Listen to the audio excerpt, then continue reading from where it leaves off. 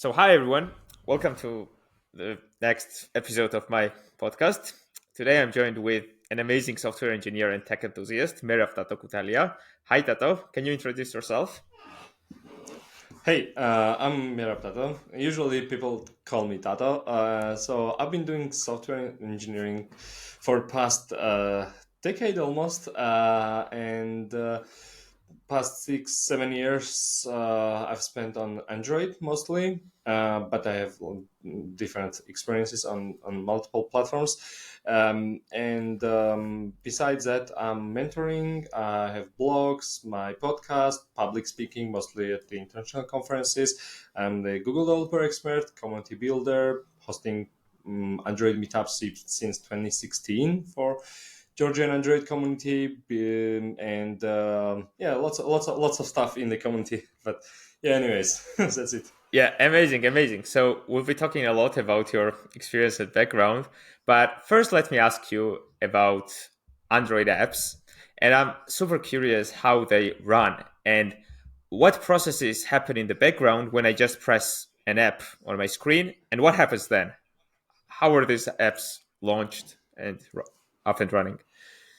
Yeah, yeah, that's usually this question is like, what happens when you type Google in a browser, Yeah. and you can describe everything, and each topic can take up to 1 hour. So it's almost the same on Android because we have lots of different parties here, the Android runtime, like the virtual machine, and then the root process, like the OS process like Zygot, and all the different like the kernel stuff, and bootloader, like lots of other stuff. But basically, when you want to start your application, your kernel forks a new process for your application. It means that in this application, you will have access to your application, your storage, on the permissions you've given to this application only will be available, of course, for this process. Like this is, of course, the security stuff, and then it will start drawing your screen. Of course, there are lots of stuff going on underneath, like like compiling as well. For example, we have two different kinds of compilers there: just in time and ahead of time compiler. They work together for different purposes. For instance, where once you install the application, you have pretty much the application is compiled pretty much, but so when you start the application, it's quite fast because the system already accesses the pre-compiled version.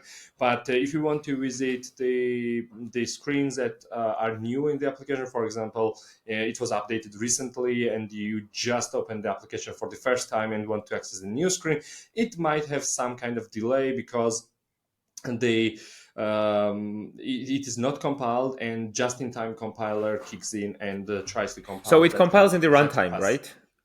Yes, it When we compiles in the access it at that runtime. moment. Yes, the first time you open the application, it is already compiled, but there are some paths of the screens in the application as it are not compiled, and Android runtime compiles in runtime. Basically, that's how you have two compilers: just in time and ahead of time. So ahead of the time compiler is very convenient. Most of the times you use this compiler when you install your application. You have ahead of time compiler doing lots of stuff, but that's why your installation process is prolonged. Or when you're doing the Android OS upgrade, it takes lots of time because it had to compile hundreds of applications. It depends on the app size you have, but I have almost 150 applications, so it takes quite a lot of time for me, and also takes storage. But on the other hand, just-in-time compiler needs more memory and time while opening the application. So there are benefits and also disadvantages using those compilers. So the best strategy is to use both of them depending on the scenario. And on top of this, there was a very there is a very famous feature from the Android, and I have not seen this in many. Like I've tried many other platforms on desktop, on mobile, but I've not seen this anywhere. So this is Google Play Cloud Profiles, which means that Google Play collects the information from the devices across the globe, and the new installs get this metadata from the Play Store, which indicates, oh, okay, this path, like from the start screen to some kind of screen, this path is quite popular. It's a hotspot, and it should be compiled ahead of time, and not just in time, ahead of time. So during the installation, and it means that once you open your application, you know, and you expect like fast load times because of this. And this is quite cool feature. Imagine implementing this on the OS level. So basically getting all kind of stuff and just give the Yeah. instruction to compiler to compile this and that. And new improvement on top of this from the Android X library, and of course like lots of stuff underneath behind the scenes, is that us developers, like we have tools to generate those instructions for our application based on the needs, business needs. Basically, product owner and comes to you and says, "Okay, we need to improve the load time to the order screen. Like this journey is Okay. very crucial for us, and we can prepare these instructions for the compiler. That hey, we need those classes and functions along the way from screen A to screen Z that should be precompiled. And you bundle this instruction with the application. Google Play parses it and gives Android these specific instructions that, hey, precompile this. It means that from the day zero, users can access and use the applications that are perfectly fit for them and for the business. Because Google Play Console, as the feature mentioned beforehand, Google Play Cloud Profiles was really good, but it had the downside that it needed sample data. Basically, the first week, application would be slow for the new users because Google Play needed to collect this data, but for the rest of the world, after 1 week, it would be quite fast. It depends. When you are at the Facebook like meta scale, yeah, it matters a Yeah. lot. But when you have like this small, like fewer people, the users, then you need from the day zero to give the best Yeah. possible version of your application to users. So yes, this is the whole story. What happens Great. Great. with Android? That's that's amazing. And can you just tell us what is Google Play? Because you mentioned it a lot, and it looks like some supernatural thing. But what is it actually? So Google Play is like the one umbrella term. In reality, you have Google Play Console, you have Google Play services, and everything behind the Google Play. So two major players here is the Google Play Store and the console, which allows us to push the new application to the store. And the store itself, it's the years ago it was just a store, but now it is a huge application, and the infrastructure which monitors everything, ranks applications based on their vitals, basically how they perform, what is the not responding rate, what are the reviews, and so on. And on the front end side, on the Android side, Google Play scans all the installed applications. Basically, uh, when we talk about the security, probably we will talk about the security regarding the Android. I can give you more specific examples, but on this level, Google Play scans all the applications and tries to detect the malicious app, malicious behavior. So, and Google Play Services is like humongous software on its own Yeah. that basically powers all the Android devices. And without Play Services, basically you have like very different phone, and it's hard to call Android. I mean, you have to try once, but there's a huge difference in a clean Android and the Android with Play Services. So that's it. Okay. Got it. Amazing. So you mentioned security, and why not just dive directly into that? So mobile phones are full of private data, right? And some data about users, maybe card information, passwords, lots of them. And how is it like security with in Android apps? I mean, are users safe from some malicious actions from Android developers, or how does that work in reality? Yeah, that's pretty complex topic. Yeah, I'm not professional in that area, but I'll try to give you my best answer. So basically, mm, Android Android did some really good steps into that area to restrict some bad actors doing lots of crazy stuff on their platform, and also help developers detect and use like good development practices to achieve better applications. So we can discuss this on the multiple levels. First would be the most simple one, the permissioning system. So Android was infamous for its flexibility. Of course, famous and also infamous because it yeah, enabled lots of malicious actors to create the applications that could scan your background location, your location in the background, or your whole metadata of the file system and everything. But now we are in the best moment of the Android because we have all the tools to build the cool new shiny stuff, but at the same side stay on the very secure place. So with the new permissioning system, you like basically whenever you need to send even the notification to the user, we need to ask them if they are okay giving us the permission. Or when we want to access the location, we have multiple choices like the give location only once, or give when the application is active, give precise location, or give like the some not that precise course location. So it depends. And also with the photo and video library, so before that we could just access any photo and video on the storage. Now we have storage access framework, and everything is separated. The pure storage is different, photo and video is different. We have photo and video permission separately, and on top of this we have this new option to request the photo or the video, like the specific photo or video.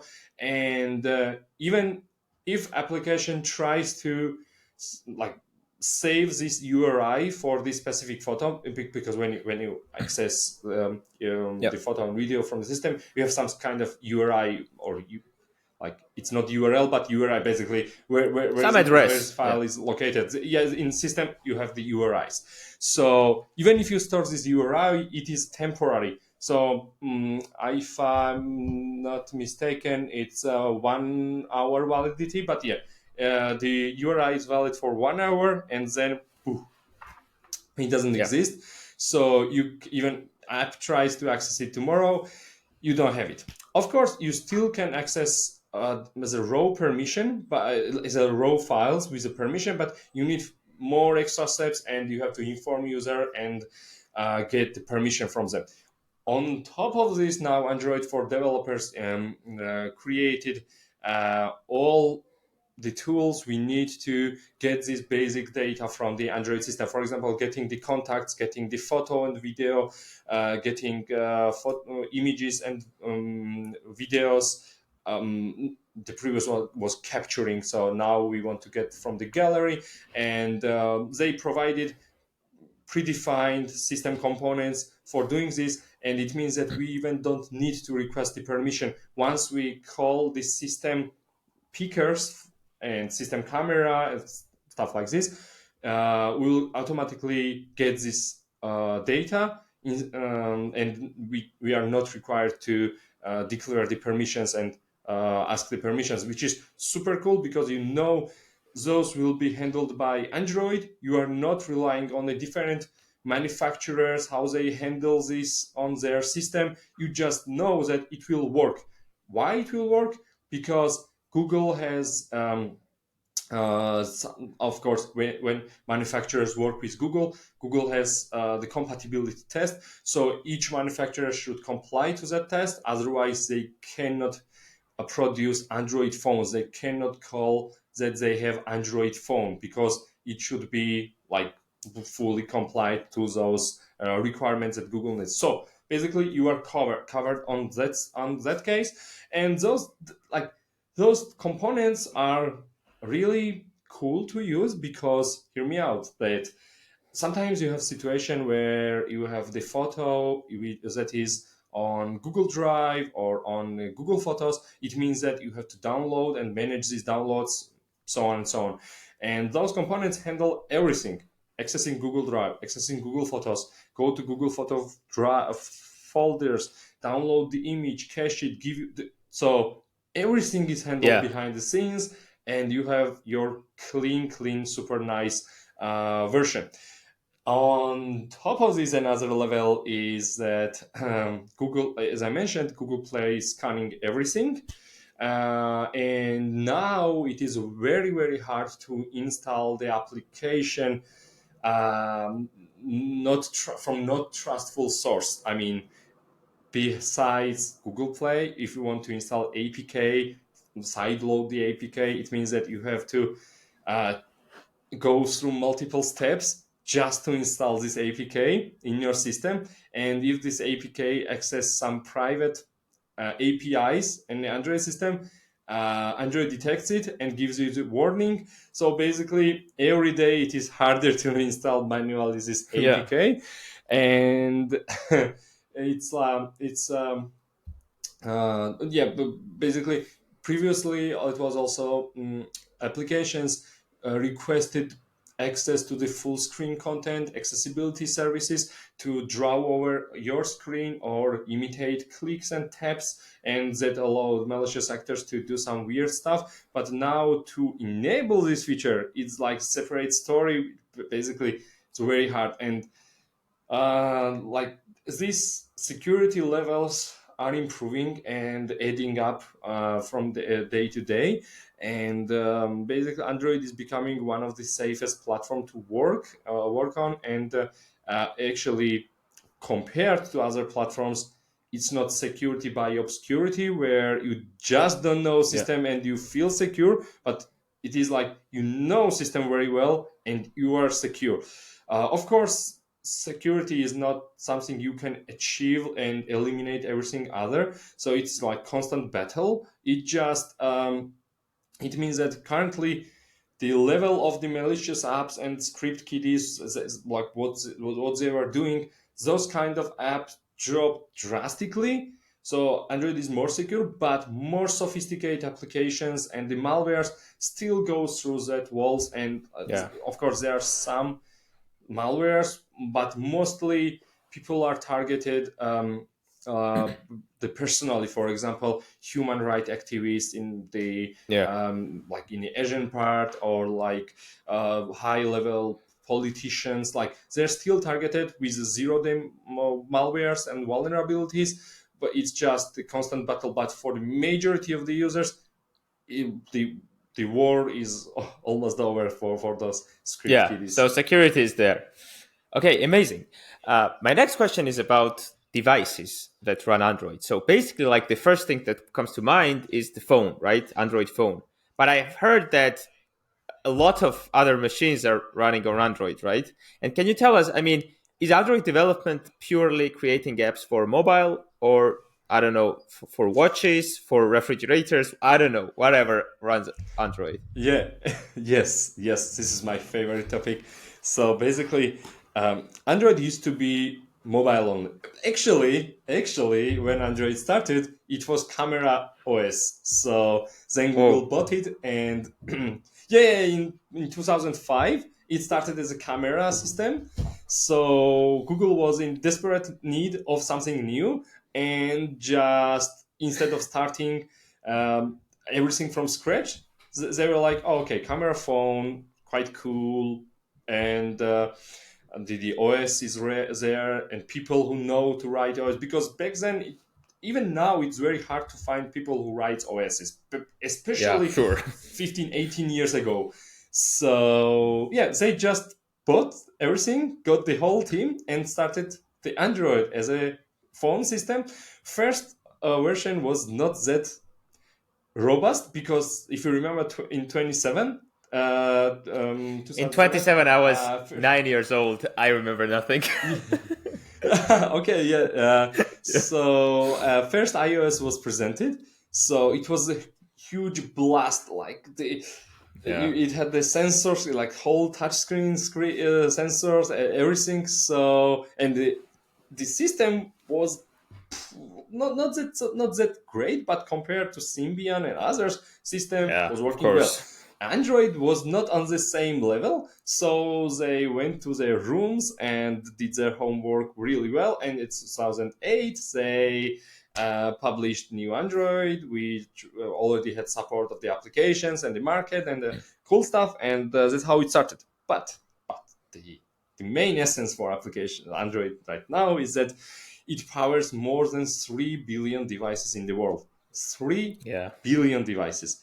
It that's means that amazing. once your application is out there, it is there for almost everyone, and it can run on any form or any shape. Until like 5 years ago, you might still write some code if else statements that hey, if it's phone or if the width is less than height, it means that you are on a phone. But now you can't really know because you have foldables. It runs even on the refrigerator. You have basically Wear OS, the Android phone, foldable, tablet, car, Android Auto, Android Automotive, which is completely different beast, and it's like new shiny thing, and lots of people are jumping on it. So basically, Auto is where you have like the CarPlay. You connect with your phone to the car that has Android Auto support, and basically your phone is a driver there for doing all this stuff. But Android Automotive is OS, so it installs Yeah. on the car multimedia and powers the Okay. whole car, and you can write the application for that. There are strict requirements for Android Auto because you should not create some crazy applications that will distract the drivers on the fly. But Yeah, of come course. on, you can write with a single code base. You can access everything, and then you have all other stuff like refrigerators, washing machines, TV. Android TV is huge. Google TV on Yeah. top of it, which can run on the Chromecast, and your application runs everywhere. So yeah, it's for me, Android is like not only the phone platform; it's just a platform which I know quite well. I would say most of the part, to be honest, and I can write for all kind of platforms, even for myself. So I Yeah. have I have all the devices with Android. So Chrome OS, Yeah. Android TV, Google TV, phone, tablet, Wear OS. Because whatever I need, I can hack it for myself, and it's pretty easy because it's in your hands, and you can add whatever feature you need. So yeah, Yeah. quite geeky, but That's actually yeah, super why super not? amazing that you can add some features to your refrigerator, let's say, or some TV or something else. That sounds kind of Actually, I cool. have a very funny story where my old coworkers actually joked about, like, it was 2014 or 15. I used to work at ITDC and my video ITDC. We had really cool It's projects video back streaming, right? then. Like YouTube. Yeah. It was quite popular back then in Georgia, and we had like lots of different projects besides that. And we were quite innovative with Chrome extensions, Chrome apps. We had first Android TV and like our dedicated hardware to run it, and that was quite cool. So one day, our the director comes into the room and says that hey, we have to do something really cool with Android and innovative, and it was like this. And I was like super pumped up, motivated, new project, and I want to be in there and say, hey, what about Android on smart fridges? Why not? Why not? because Yeah. it was still 2015, 14. Smart fridges was quite a new stuff, but hey, why not? You could just stream something or show weather, like something branded by our company, and everyone everyone was laughing at it, and it was a running joke back then. But now I realize that yeah, maybe yeah, it was funny back then, but quite realistic, you would say, because Yeah. Why not? it had some use case. Whoa. Cool. Cool. And like we talked a lot about this Android stuff, but we didn't touch like the tech stack used in Android development. Can you kind of share what are those tools and technologies you use daily to create Android apps? That would be interesting, I guess. Yeah. So yeah, Android. Basically, Android Studio is the beast, like the almost operating system that helps you Yeah. to build everything and also bundle everything, including Flutter plugins and the Kotlin Multiplatform plugins and everything. And Android Studio is so advanced, so advanced. There are like few ideas that came to match. Of course, it's based on IntelliJ, so IntelliJ automatically has all this stuff, like, or you can install via plugins, Yeah. because Android Studio is basically IntelliJ plus Plus Android Android development stuff. plugin, which is which Google develops. But probably Visual Studio could be nearest, but still lacks some features. So with Android Studio, you have um, all the stuff in the Android, all the related to Android, like connect to your Play Store, get the crash reports, and if there's a crash report on your Play Store, your code is highlighted on that line that hey, in your production you have this error on this line and it crashes here. We have the say layout inspector. We have new profilers in its profiles, even the battery consumption, and you can get all the heap dump, what happens on each CPU thread, what happens in memory, and uh, like yeah, it's huge, like so like full feature sets that can take out the whole page. So the tech stack is Kotlin, of course, and with the new edition of the Kotlin, I love Kotlin, by the way. That's why I'm Yeah, I wearing love this it too. t-shirt. Yeah. So with the Kotlin, now Kotlin is the only language you need to build the Android.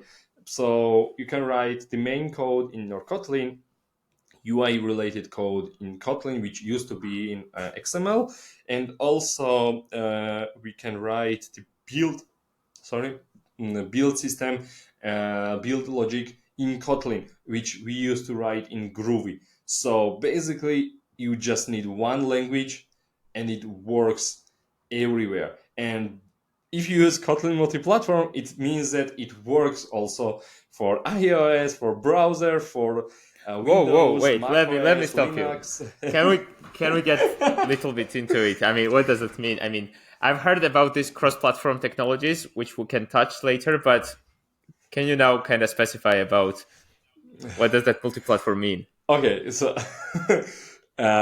so Kotlin multi-platform is multi-platform, not the cross-platform.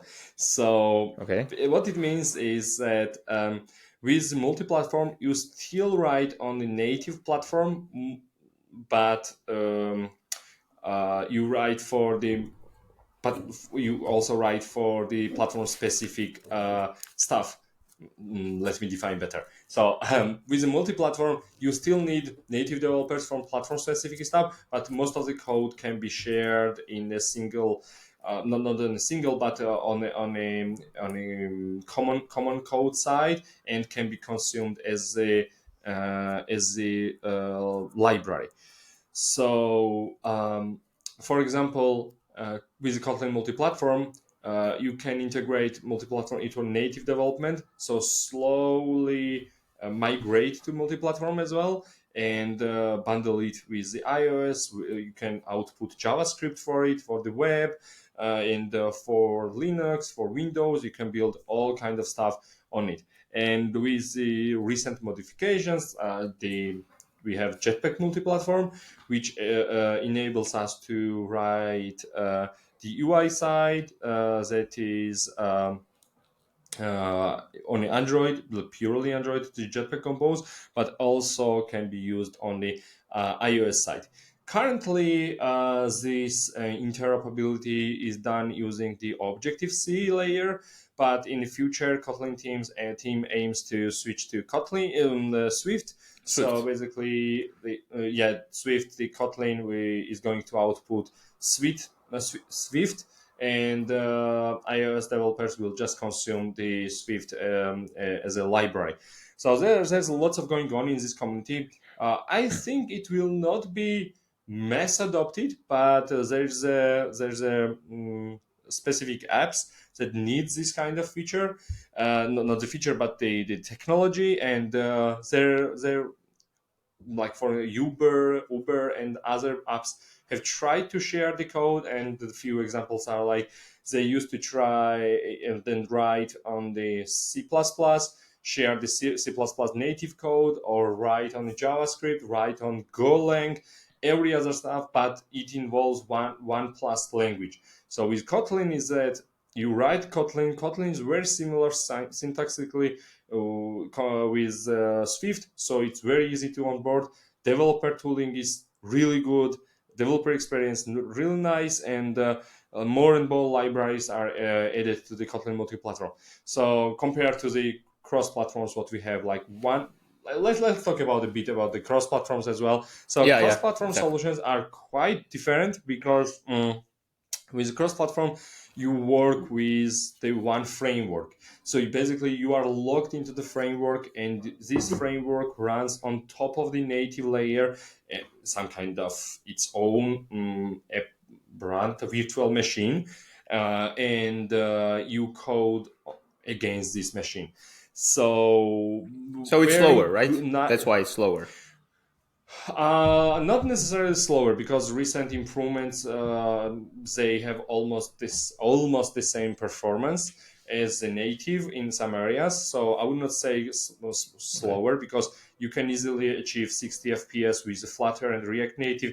It means that the Flutter runs in Android. So if you want to write on Flutter, it means that you should know the Flutter on basically you don't need anything else, and Flutter is so easy to start with, and you immediately start writing the product code you need, and not dancing around to build some tools to build your Yeah. application like native.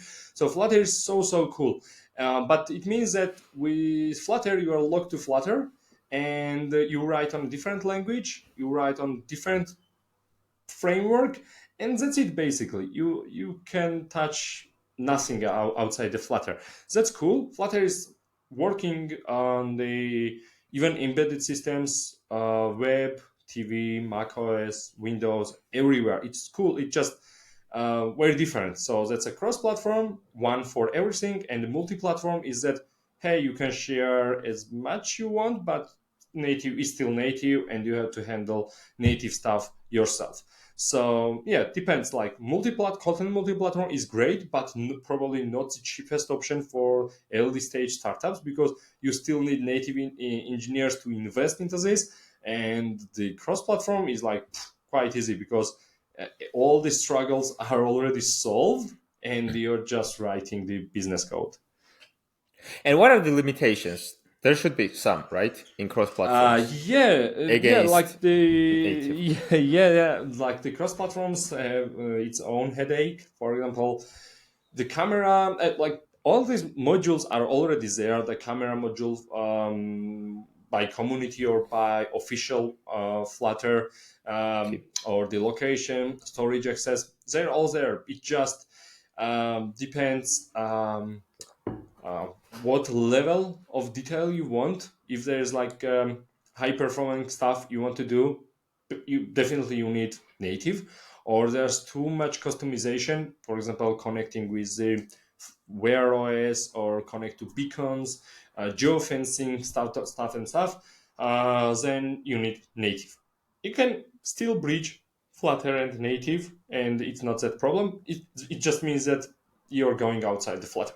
So there's a obvious limitation. And plus, if the team increases, the size increases. I'm not talking about the freelance applications where one or two Flutter developers are working. Like imagine company with 10, 15 Flutter developers. You definitely need some dedicated team to handle performance stuff, performance related stuff, infrastructure, even native developers to work with the native platforms to fix and like elaborate with the rest of the Flutter team. So in that case, there will be some drawbacks. And with native, native is basically the easiest to list because it's a platform. So you already know that there will be so much stuff that you have to struggle with, but at the same time, you know that you can do almost everything with the native. The only limiting factor is time. So Yeah, if you have got enough it. time, you can do everything on a native. Okay, perfect. Maybe just one question with this cross-platform. Let's say I started app development with Flutter, and I discovered that I can't do some specific things with Flutter. Can I use kind of mix of Flutter and native at the same time? Just native for some complex stuff and Flutter for general app, or that's not possible? Definitely. As I mentioned, you can bridge native and Flutter Yeah. seamlessly. At my previous job, we had this task to integrate Flutter into our existing native application. It meant that for Flutter, we have to find nice bridge, build this bridge, share the token, and also we had to find really good GraphQL client, the code generation, the stuff and stuff, other things. But everything is covered. And once you write this bridge to share the data between the application and Flutter, or vice versa, if your Flutter is the main app and share with basically work with the native platform as some kind of utility, it's very easy to do. With easy, it means that you know native development or how to handle some kind of build systems and so on. So at some point, it requires more than Flutter knowledge, of Yeah. course. Just one more follow-up question about the bridge. So, is this bridge some kind of a communication channel, or kind of converting some Kotlin code to Flutter, or what does it bridge No, actually no, no, do? no, no. Just the communication. No, Okay. it's not converting. Nothing. Yeah. Yeah. Okay. Got You it. have And platform channels, specific. Sorry, you have platform channels, yeah, the specific yeah, dedicated Flutter library and utilities for that, to communicate with the rest of the platform seamlessly, and nothing is compiling for vice versa. So everything stays on the same side. perfect. And now I'm curious about like, so when we run an app on mobile, okay, and let's say we run multiple apps at the same time. Are these apps kind of affecting each other, or they are completely isolated? So let's say, have you ever had such situation that an app runs look perfect when it's running alone, but with other apps it's kind of behaves differently? Is that possible, or it's just not possible? Um, okay, most of the time, no. If you there's a case if you have multiple apps by same company, like Facebook Messenger, Facebook main application, Android allows you to share some kind of data between the applications. For instance, you are logged in one application and share some kind of login info to Yeah. easily authenticate user in the second app. So in that case, um, they're not working together. At the same time, they're not creating any problems with together in the system. But if you need some specific feature, and there's a bug in the code, in that case, your application might be crashing and not working properly. But from the very high overview, no, like the two applications cannot Yeah. really harm each other. Each other. Okay. Perfect, perfect. Okay, now I guess the most important question for our listeners, for our beginner listeners, can you tell us why should we become Android engineers and how can we do that? Okay. First of all, Android roadmap is now very clear nowadays. It is bumpy. It's not easy because there's lots of stuff to learn, and every day technology matures. Lots of new stuff coming in, and also it means that you have lots of legacy behind you, and the old applications, commercial apps use this legacy, so you have to learn the old stuff as well to make yourself employable and work on the applications.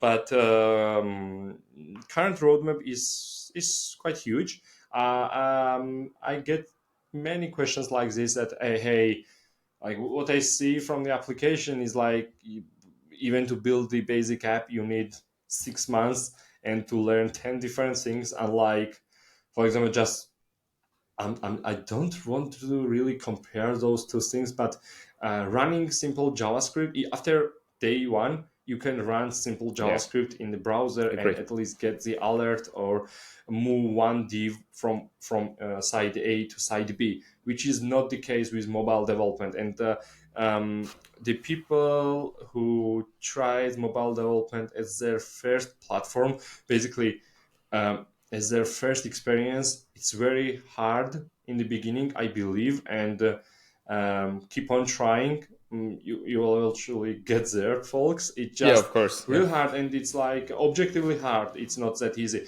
because you have to learn multiple things at the same time. You have to learn new platform. I mean, you have to learn new platform development. It's not something sandboxed that you have to learn Yeah. only language and it runs magically. You have to know what the compilation is, what is the building, what is the bytecode, the platform actually, and then there is Android SDK, and you have to know that Kotlin language and those functions are not part of the Android SDK. Writing on Android doesn't mean that you're writing only on Kotlin. It's two different things. And then how to write proficient, like the code, and also there's a lots of Android SDK stuff, which sometimes people are confused that those are general programming aspects, but those are not. It's just Android SDK is so huge that you automatically think that hey, everything here should not be Android. There's some like the general programming stuff, but in the end, no, everything is Android there. Mhm. So those are usual struggles. So people who want to actually invest into mobile, my suggestion would be spend some time learning Kotlin first, the language, because programming in Android is not it's not like the general programming. You are coding against the platform. So learn Kotlin separately, and this December is really amazing because Advent of Code. This is an event Yeah. from Kotlin. So every day there's a new challenge, and you can solve it from quite easy to advanced. So you have time limit, but hey, it's fun. So you can try this. You can try multiple different courses to just learn the Kotlin, and then slowly start going into Android. Official documentation is really good. It gives you lots of visibility in terms of the new stuff coming into Android and how to do it. And also, you can always go to YouTube and watch the really high rated videos. Or if you have still any question, you can connect to me with Twitter or LinkedIn, and I'll try to guide you. And also, we have the Android Georgia Discord channel. That is like the basically home of Android developers, Georgia, and you can always ask the questions there. So yeah, we can maybe link it later. So Yeah, yeah, basically, I will the link that takeaway for is sure. that it's hard in the beginning. To be realistic and not to sugarcoat it, it's hard, but definitely it is easier than 5 years ago. So it is really easy compared to what we had it years ago. It just needs some dedication and proper steps following the roadmap. Okay, perfect. Thanks for those tips. And you mentioned this Discord channel, right? And I want to kind of slowly Yes. transition to that part of your daily work and daily job. And I would say, like, you are an amazing side hustler. So, besides your daily job, you do a lot of stuff.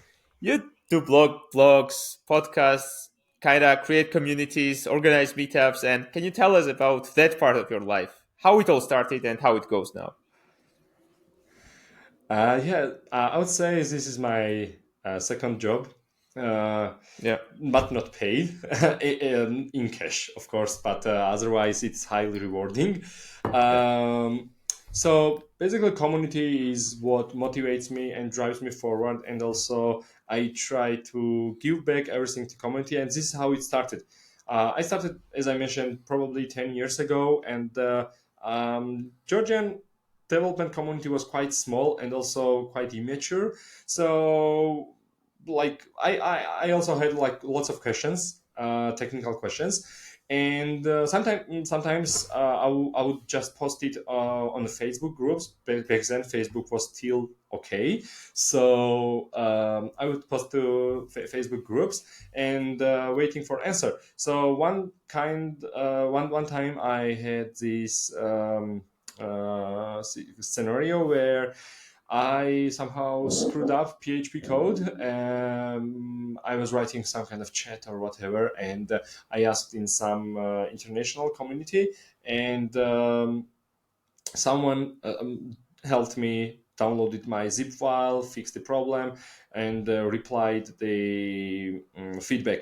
So I was quite impressed because no one has enough time to just spend it like reviewing someone else's code, even downloading, running it, fixing it, and Yeah. then writing the whole reply. But someone was so kind to me. Probably I also asked question in a good way because I didn't ask that, hey, here's the code and fix it. Like I really reason about why it was not working and so on and so on. So this really opened my eye, and after 10 years I'm here and trying to give back everything community. Since that day 2017, I often shared the videos and the learnings I had from what I'm doing, and also the blog stories to the community. And I was always like, hey, this is interesting, read because of that, maybe you are interested in.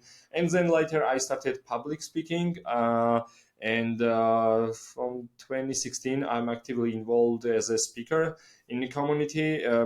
Being a speaker is like additional, um, like this whole new job description and the Yeah. career, but it's fun. Sometimes it takes lots of energy, but it's fun. So I also started with my friend George Wachtangishvili since 2016, Android meetups, monthly meetups. We also had our podcast back then. So idea was to connect all the Android developers, and nowadays most of the Georgian Android developers know each other because of this community. We work together, we shared lots of stuff, and we were quite ahead of time compared to other communities because we were quite small community and we were moving forward at a quite fast pace. For instance, in 2016, even in 2015, Android didn't use Kotlin that much. Only few people Yeah. used Kotlin because Kotlin was not officially supported until 2017. And me and my friends, we were one of the first folks actually in Georgia who used Kotlin in Android production, and we were advocating in 2016. I remember at our meetups, and few of us were like, "Hey, wow, why do you Yeah. hate yourself? Why do you use that?" But hey, how many years has passed? Probably Like seven. 7, 8 years. 7 years. Yeah, 7 years later, I'm still wearing Kotlin T-shirt and advocating Yeah. Android and Kotlin. So it's just it's not only a profession but also passion beyond the profession. Because for me, nothing is over after 7 p.m. Like It just starting another full-time job, writing blogs for the folks, doing podcast, planning new meetup, and think about the new topics I can speak at the conferences. And conferences is always fun. It's like like a hobby. So yeah, I would say this is a quite fun journey. I would advise everyone to try at least one, be the speaker at the local meetup, or like share as much as possible to others, because this is what strengthens us as a as developers, and also as basic level humans. We need each other. Like humans survived based on the communities, and we hunt together. We hunted together. We gathered stuff together, and not alone. So we did everything together, and now as a professionals we need also each other to grow and also give everything to the community. Yeah, exactly. I would just add that together is way more fun. I mean, I can't even compare, let's say, working on a side project alone and working on a side project with folks, or learning some topic with other people together. That's an amazing experience and super fun thing to do. Okay, so Yeah. but I guess like in the beginning you mentioned about this Google Developer Expert you are, right, in Android. Can you just tell us a bit what's that? What how to become, and I mean, just tell a bit about that thing. So Google Developer Expert is expert is a community, and community title. So it's not like you have to write some kind of tests and you get certified as an expert. It is the recognition for what you've done already. For instance, Google recognizes me as an Android expert because I know Android stuff. I can't fully say that I know all the internal Android stuff because it's so huge.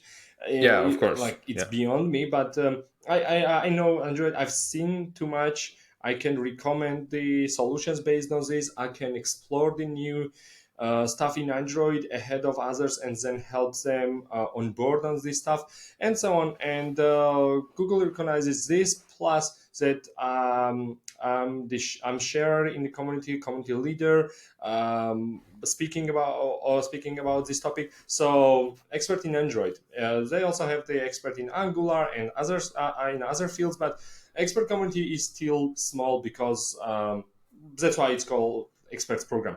So Yeah. they recognize your past efforts and come to you as a Googler or some other expert, and they offer you spot in the experts program. You still have to go through evaluation phase, and it's a lots of work. And I've seen lots of rejected candidates there, including once myself, because my application was really messy in the beginning. But yeah, people help you out, give you directions, give you like some advices, and you can apply it to that program. So what is program gives you is that you have higher visibility and credibility, because you have proven track record of being the speaker, and now you have additional badge that, hey, Google developer, if Google recognize you, then it means that you Yeah. can talk to their conferences much easily. So that's it. It's not paid, nothing. It's purely voluntary, but this is the whole essence of it, because the whole community is based on volunteering. So you meet amazing people. You meet uh, like people full of knowledge, full of passion, just love the technology, and they travel around the globe to deliver 40-minute talk just because they are having fun and they love what they are doing. Be, be, Beside, like, if you don't like doing this, after few tries you'll just Yeah.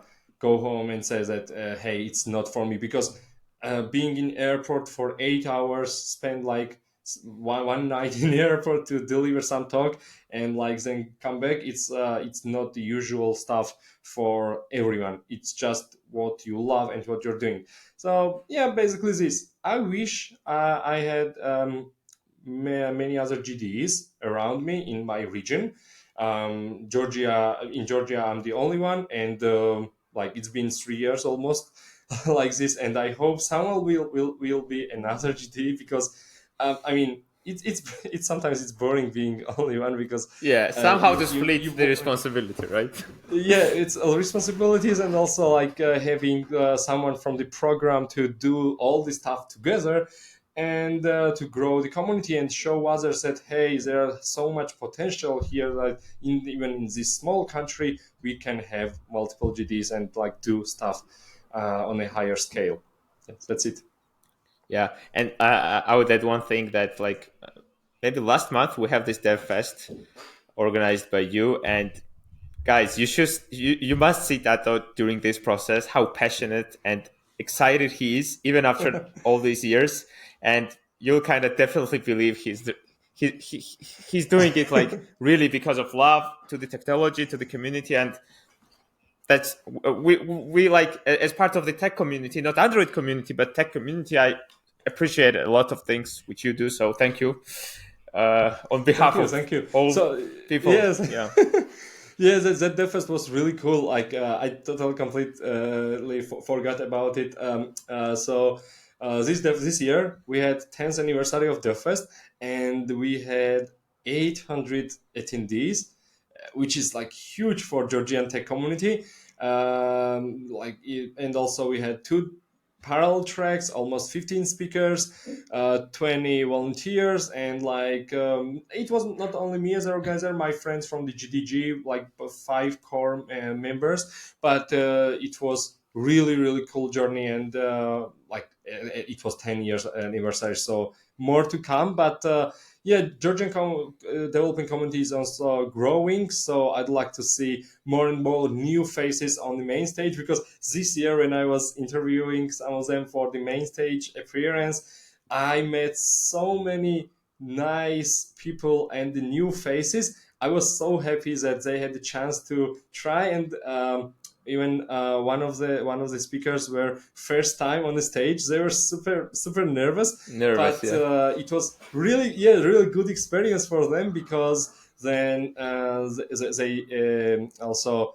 continued this speaking career, so to say, and spoke at 3 different international large conferences, DevFest in Europe. So that was quite a journey for them. So I'm really happy that the community, basically the community, connects everyone and motivates you to move forward. So like I believe even at age 55 I would still be in tech, not probably doing this that much development, but being in tech and being fully into community and still giving back to the community what I owe. Like no one told me that I owe anything to community, but it just internally I feel that I can help the community grow and find new people that can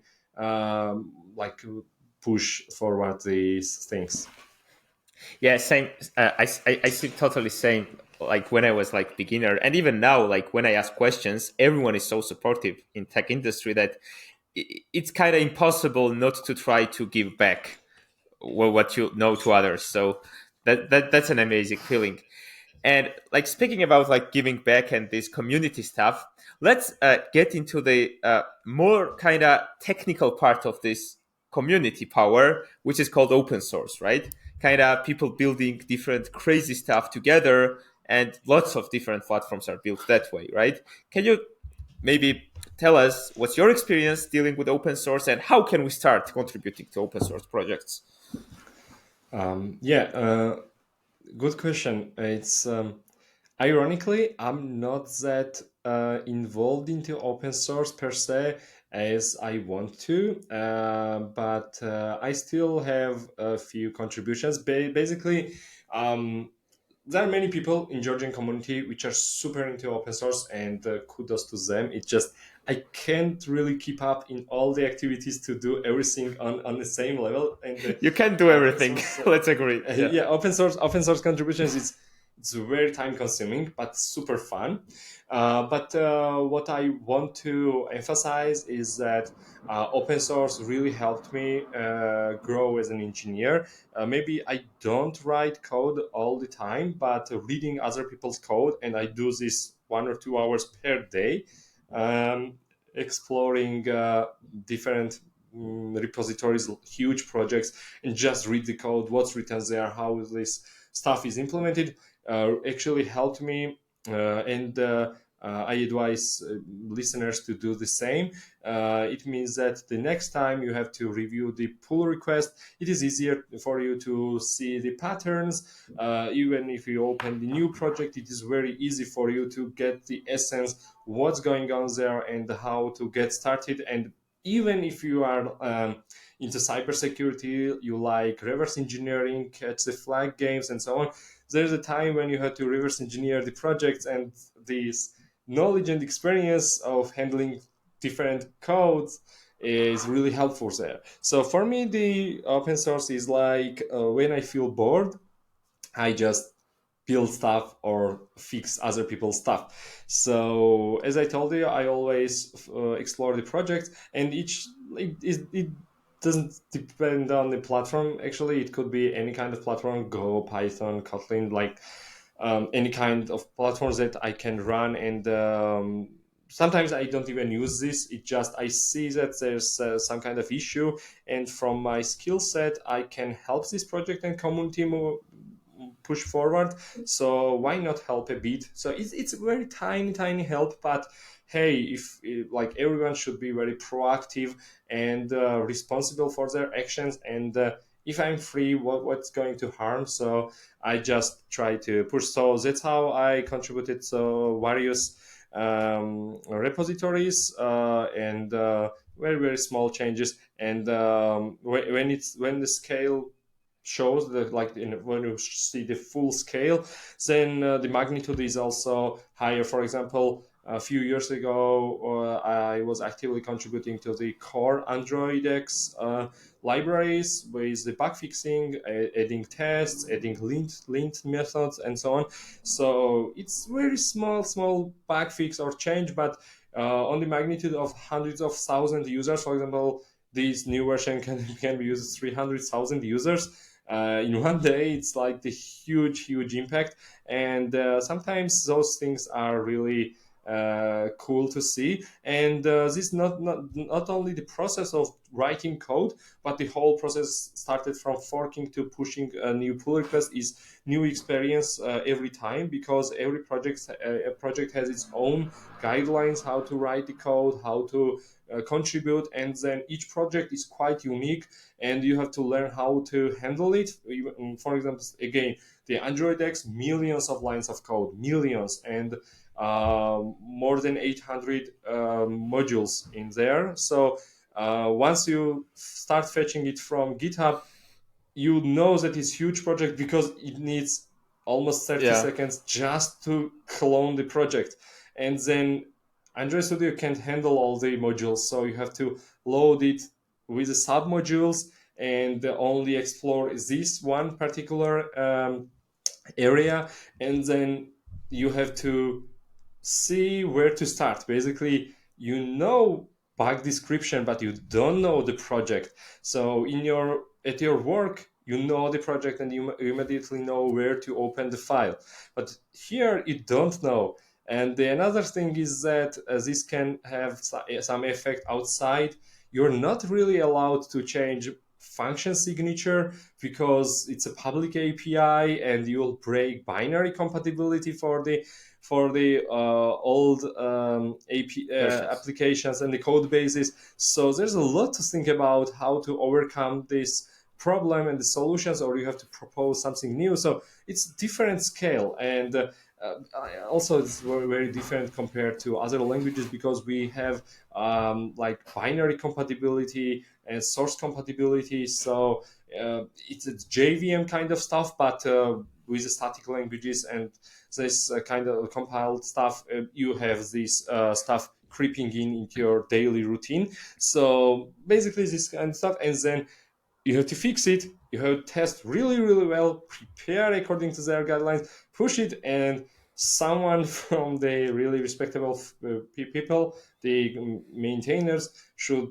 acknowledge your work and push it. Yeah, it's quite cool, I would say. And I do this when I'm bored, because sometimes I don't even want to, like, most of the times when I'm writing something, I don't want to write on the Android and have the laptop fully loaded on the Android stuff. So most of the Yeah. times, if I'm writing my own project or something like this, I use my Chromebook or even Android tablet and run code online in GitHub code spaces or somewhere, Yeah. and just make it work.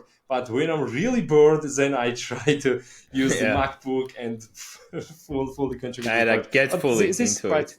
quite fun stuff. Yeah. Basically. Oh, sorry.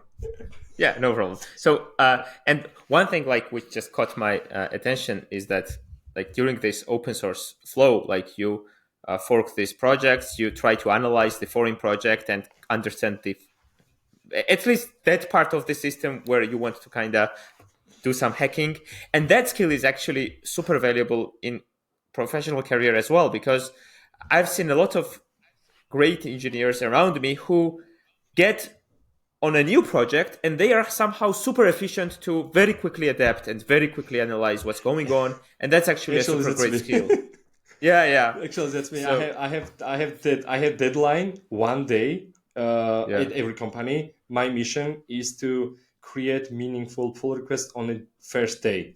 So if yeah, I can manage this, it means that yeah, my skills are sharpened enough to adapt every code base, to communicate with everyone, to understand the problem, and still push meaningful pull requests until the end of the day. So, but yeah, it's quite a good challenge. Not for yeah. everyone, but yeah, why No, not? no. I would say that's a pretty good thing to adapt for everyone. Just to try to push your first pull request as soon as possible, because if you do it like for weeks, then you might become lazy, or I don't know, whatever processes come to mind.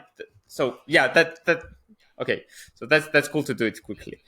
Uh, okay, like maybe like we can go to the end of our conversation, and the last thing I want to discuss with you is a completely non-technical part of our job, the more human part, like the social part. I mean, lots of engineers are introverts, lots of engineers are hard to deal with, hard to work with, I would say. And how do you manage to lead these kind of teams and adapt well to their needs, I don't know, and make them work more efficiently and collaborate better? How do you manage to do that?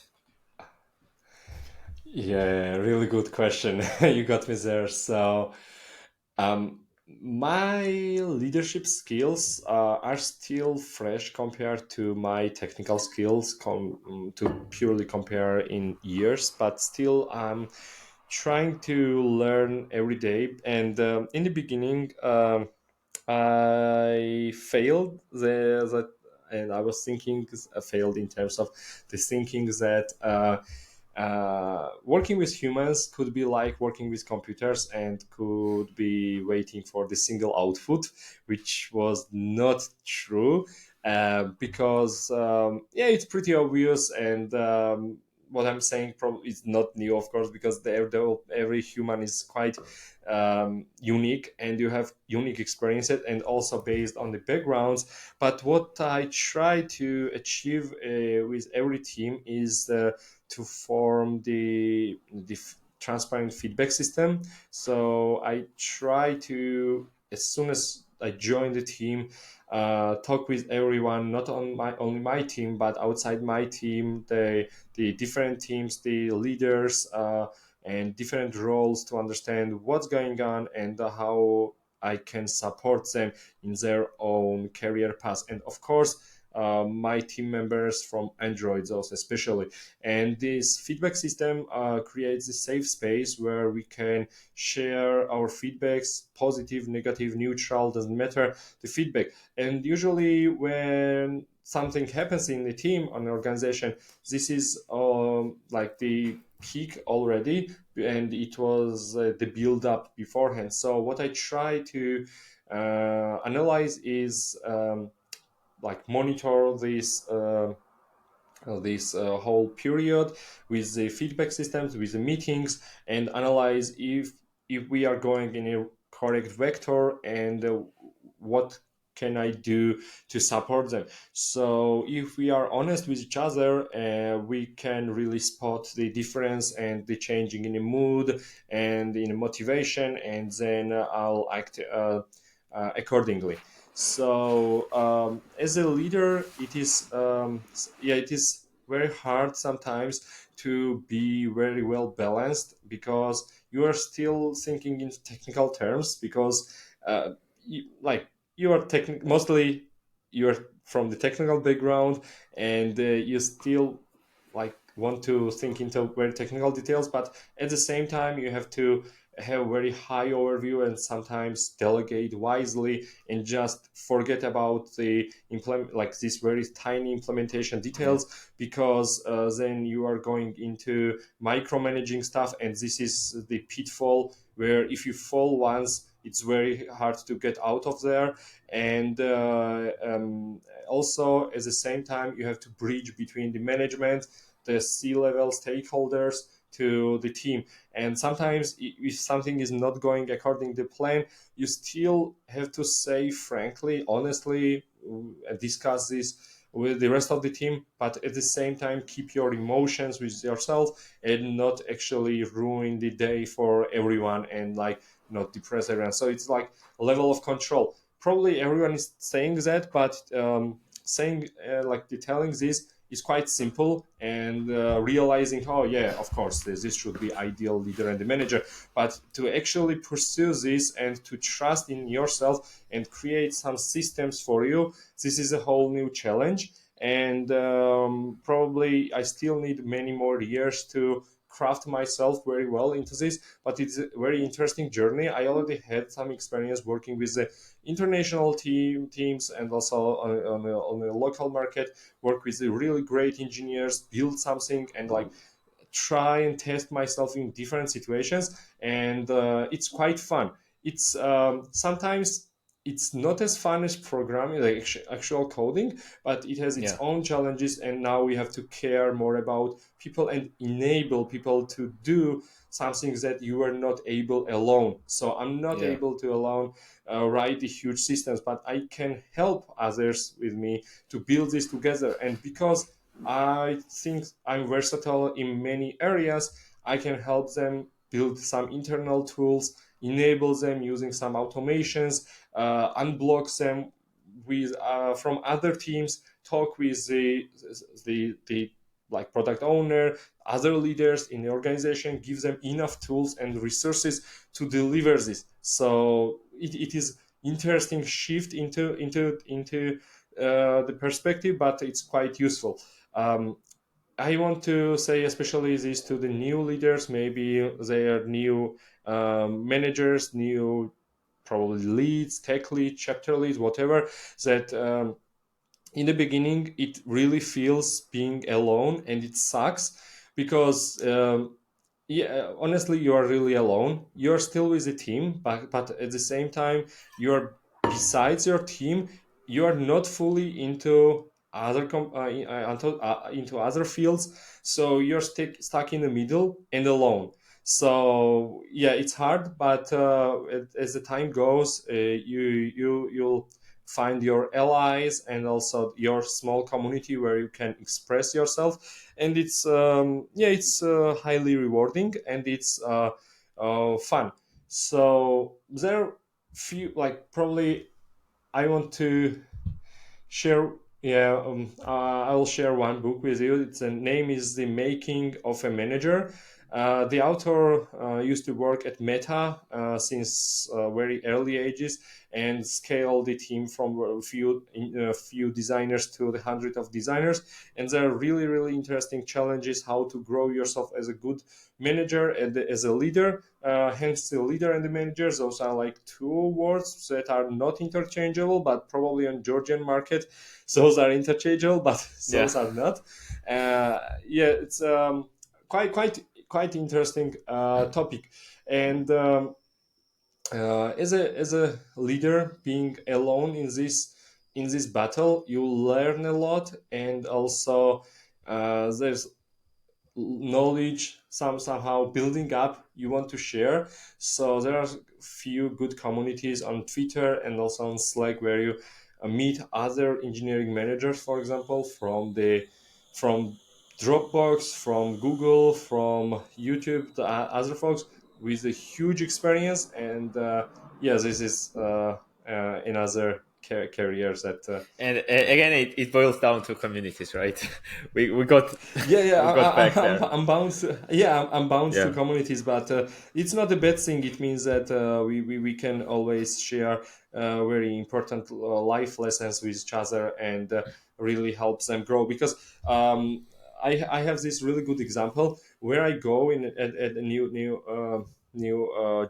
job. I always form and local communities there. It's like local Android meet, and we have local Android meetups, and we have our Discord and Telegram channels and so on.